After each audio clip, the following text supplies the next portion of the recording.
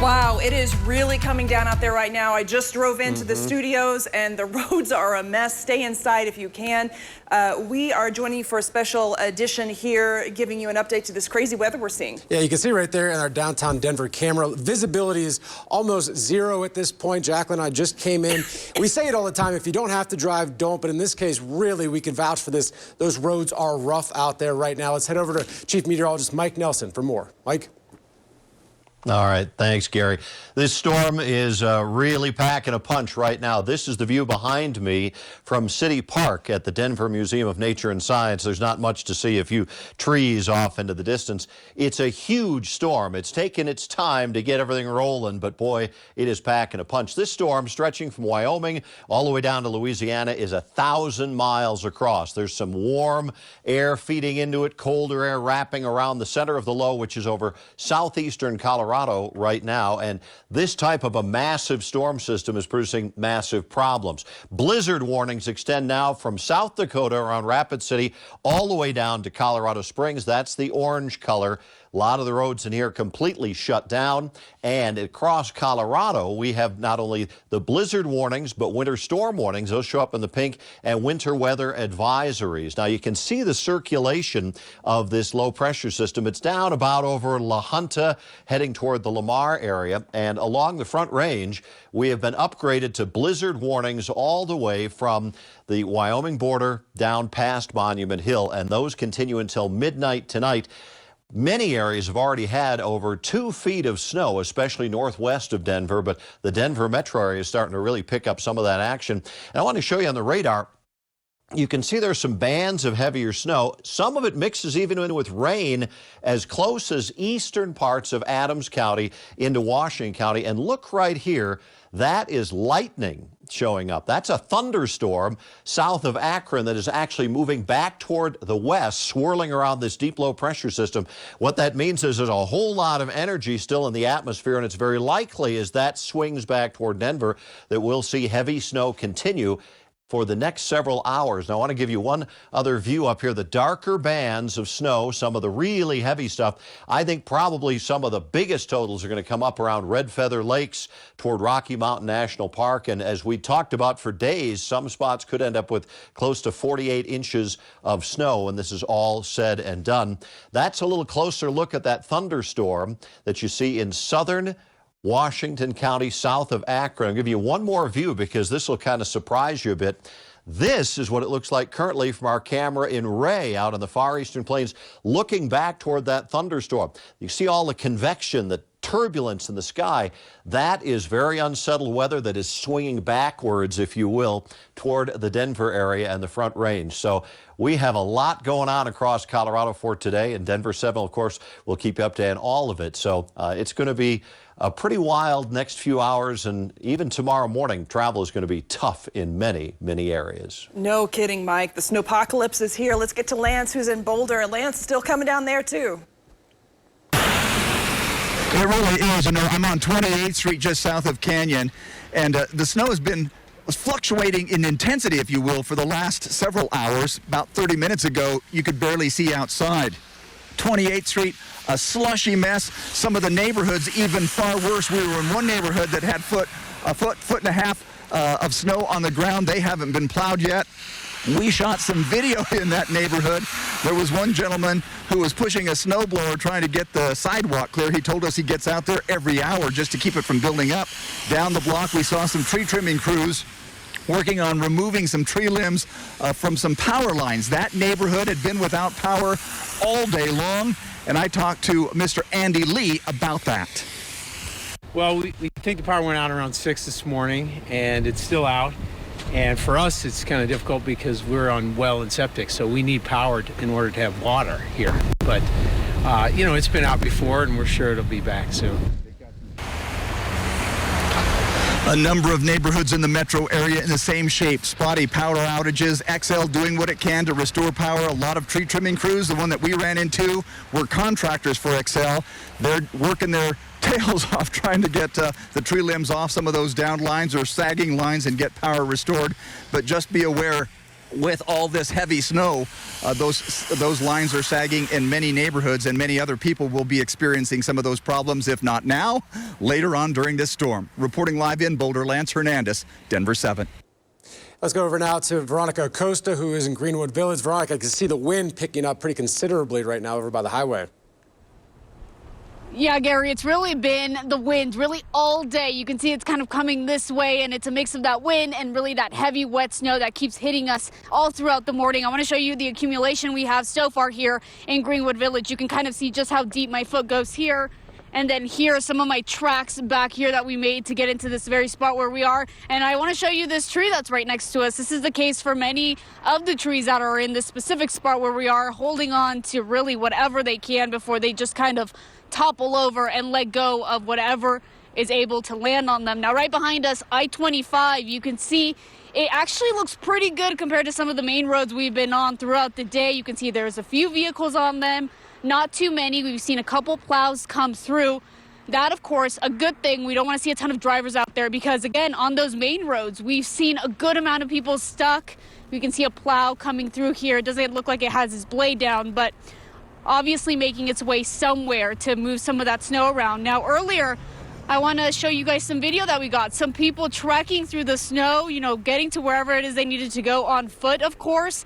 We also got some video of just how windy conditions have been really all throughout the day. Early this morning, we saw plows, CDOT plows on the highway trying to get some of that snow out of the way.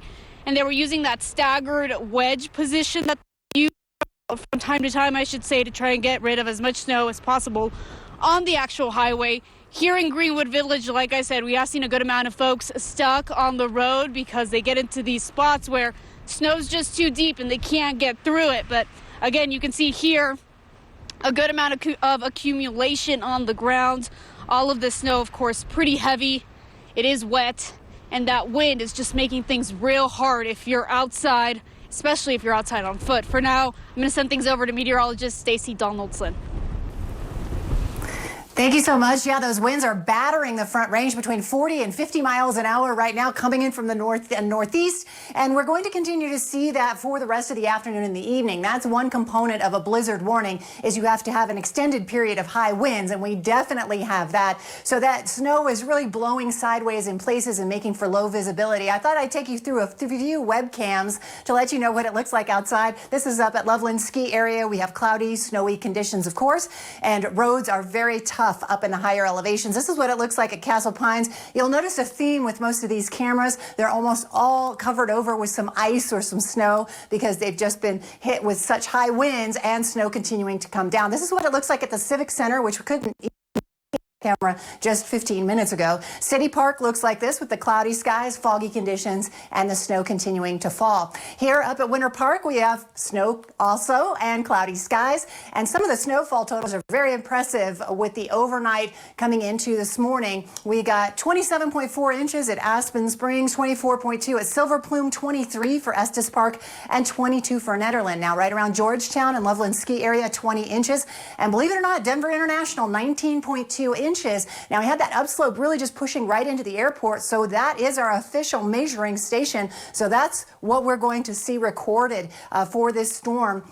Denver International reading there, and that will be even higher as we get through tonight. Evergreen up around 18 inches. Golden at 14.9 for East Denver and 9.7 for Arvada and 8.9 for Aurora. Now, of course, in your backyard, you may have more or less, but we are going to continue to track this storm as it dumps more snow across the Front Range and up into the high country. We're still under that blizzard warning until midnight tonight for our area, and we're continuing to see the snow roll in from the east, and it's going to be sticking around in through tonight. And as Mike was saying, a very slushy morning tomorrow morning, but that blizzard warning in effect here from Fort Collins all the way to Colorado Springs. So we're going to have high winds, snowfall continuing, and very low visibility and treacherous driving conditions. So as we were saying earlier, best to stay home if you can. That blizzard warning until midnight tonight. It also extends up into Wyoming. As for our hourly planner, we'll continue to see snow through tonight.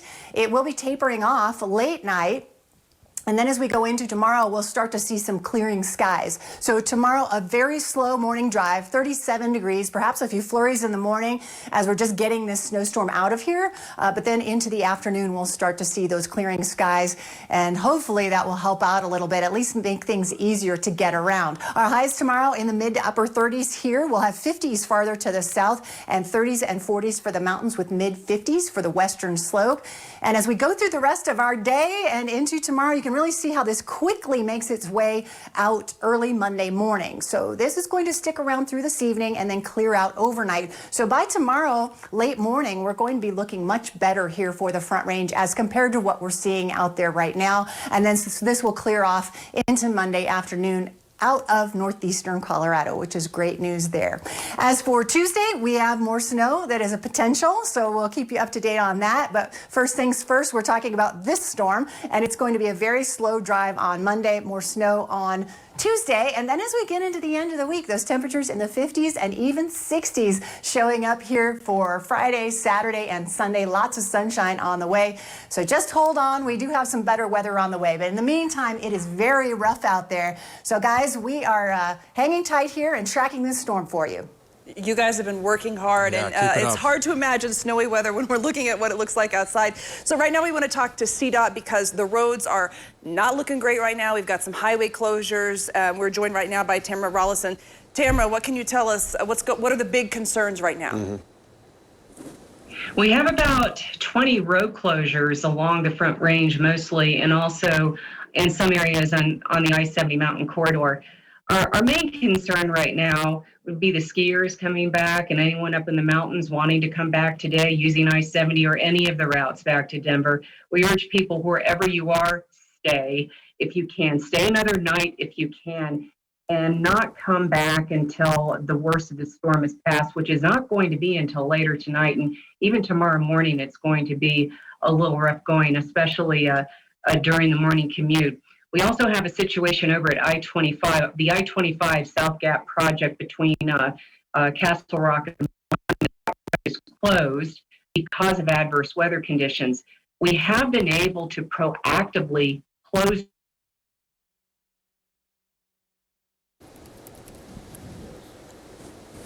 Okay, it looks like we lost a little bit of that Zoom call, but you heard CDOT there talking about at least 20 road closures they're talking about. Their biggest concern right now are people who are wanting to come back from wherever they are for the weekend, and they're asking those people, please stay wherever you are. Just don't get on the roads at least until late tonight or into tomorrow, and we're going to see some adverse conditions on the roads tomorrow as well. Now, of course, that I-25 Gap project, always a little bit of a problem in weather like this from Castle Rock to Monument. That highway is closed, and CDOT is keeping a close eye on that area as well. So you can see here this look at as they're driving along the roads. It is not easy driving out there. I just came up on I-25 and I saw several people who had spun out or who had gotten stuck on the road or had some sort of car trouble, actually trying to get under their car while people are driving by in these terrible conditions to fix something wrong with their car. So dangerous to be out and about right now, unless you absolutely have to. And we were already out there just a few minutes ago. I mean, you can see it right here. This is downtown Denver, but this is a look. There's not a lot of cars on the road at this point. However, I mean, even if you have a big truck, saw a lot of spin-offs. Drive to work right now, a lot of spin-offs. You could see just how treacherous these roads are. You know, we say it all the time, as I mentioned right when we came on, you know, don't get on the roads. We say that all the time, but in this case, this really is a very rough situation, even in these off streets and the downtown area where you're not going necessarily that fast. Still very treacherous, very hard to handle. So really, this is a day to stay home, ride it out. You know, just stay at home for the rest of the day, really. Yeah, and I'll say in my neighborhood, people were getting out, but it was to shovel the snow off of the sidewalks and the driveways because it is so thick and it is so heavy out there right now. My husband said he's shoveled 5 times since last night to try to keep it from getting completely out of control. So maybe a good time to do some snow shoveling, but not doing any driving right now. Yeah, speaking of snow shoveling, based on how much snow is coming down, really it's going to be an uphill battle. This is one of those cases we're going to have to shovel every couple of hours just to keep up with it. But yeah, certainly it's getting much worse. It's been like this now for quite some time. But if you haven't stepped outside, this is what you're missing. You just stay in. It's better off that way. But we're going to now return you to your regularly scheduled programming. We're going to have cut-ins every hour for the next few hours. And, of course, we'll see you back here at 5 o'clock.